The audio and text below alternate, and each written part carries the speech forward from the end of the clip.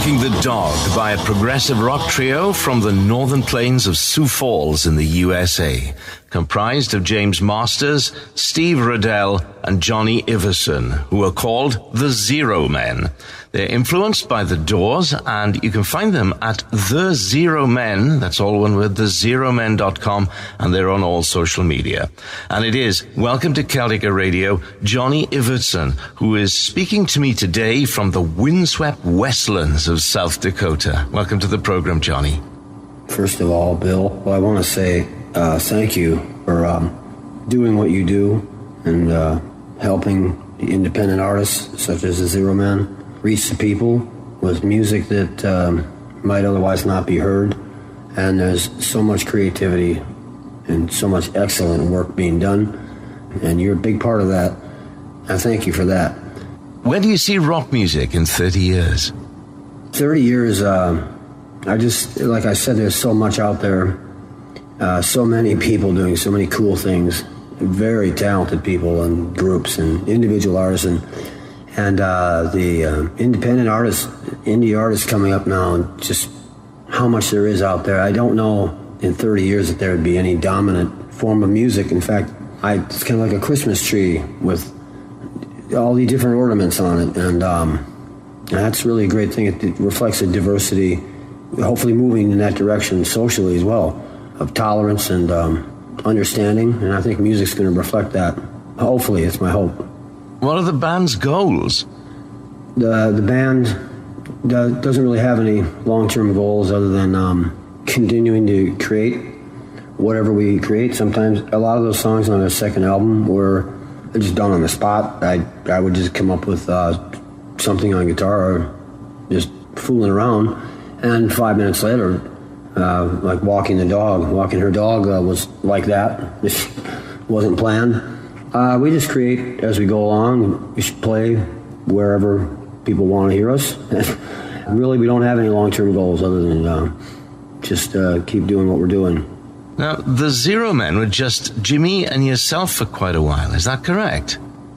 Jimmy and I started the Zero Men. We were in a band called Omega.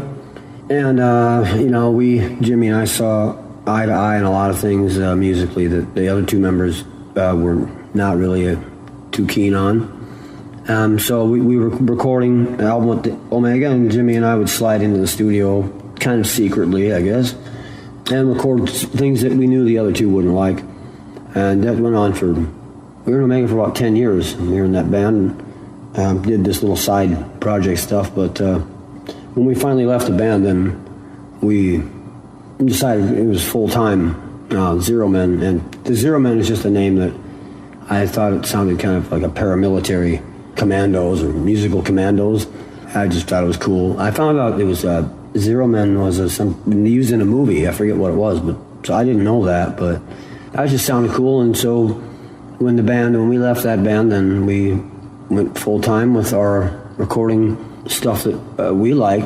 We're not really contained to a certain form, so that's diversity is really the key. You worked with Bertha Iniguez on a song called The Drunken Clouds and also on a track called Flames. Is there more that we're likely to hear from her with the Zero Men? Yeah, Bertha was a radio personality who found our band on the internet and asked, we'd play some songs of ours on her show, and then we kind of developed a relationship on emails and Facebook, and found that she's a creator of music herself, and she's an incredible writer and just brilliant vocals, and she wasn't involved in anything at the time, so we started collaborating a little bit, and she really was fascinating working with her. She's a real professional. She'll be doing something because she's a light that's too bright to not shine somewhere. I don't know what's better, her writing or her vocals. And she can act and all kinds of things, so she'll be fine whatever she's doing, and we were really fortunate to work with her. And also a side note to that, the song Drunken Clouds. It wasn't on our second album, but it's going to be, I believe we're going to release an EP here coming up shortly, and with her blessing, I think we'll put that on there for release. It was a good time working with her. Now, something that's got me scratching my head, Johnny, is the Zero Men website talks about realm fusion. Can you explain what that is? Realm fusion, it sounds kind of strange. It's about life and death, yin and yang. For every action, there's a reaction, and obviously we live, and then we don't. And so what happens when we pass away is a religious issue, and everyone has, I think, different ideas about that. But I personally believe there's another realm after this one. How do you link the two? You know, what is it between here and there? Music is such a fluid thing that I've always thought of music as being able to seep through the cracks, you know, and the seams.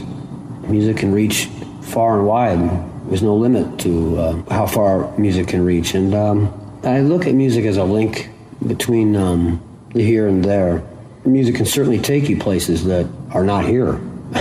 So, and where's that? We don't know.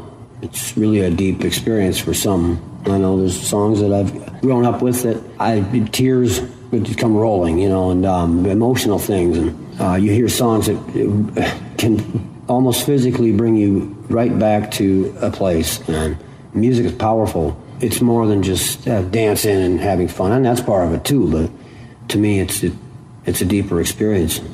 Would you say the Zero Men have a particular style? And if so, what would you call it? I don't think I know what the Zero Men's style really is. I guess rock, alternative rock. I know we enjoy a lot of punk rock and a little more on the aggressive side, I suppose. But yeah, there's something to be said for, you know, softer songs too.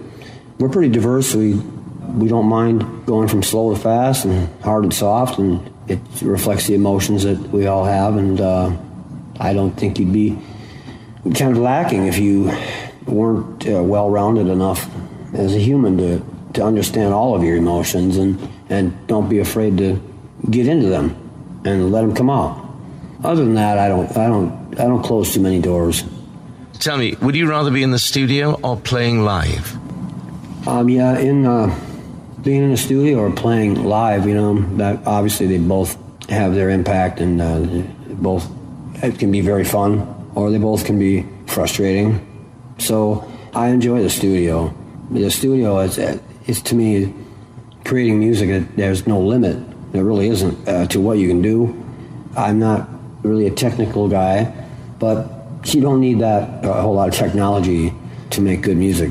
I'm in the studio and the world just disappears, and it's time to create. Of course, I do a lot of work on my own before you go to the studio. Yeah, it's fascinating, provided you're mentally into it and into creating. If you're not maybe in that type of mood, I suppose it can be painstaking, and not everything works perfectly, and you know, there's moments of frustration, and maybe you don't execute like you want to. And playing live's all fun, of course, because you have the people there. It's spontaneous. You know that you can't go back and change things. It's a one-shot deal. You play a song. If you make a mistake, there it is. But that's exciting in that sense. You know, I love both, and if I had a choice, I guess I would rather be in the studio.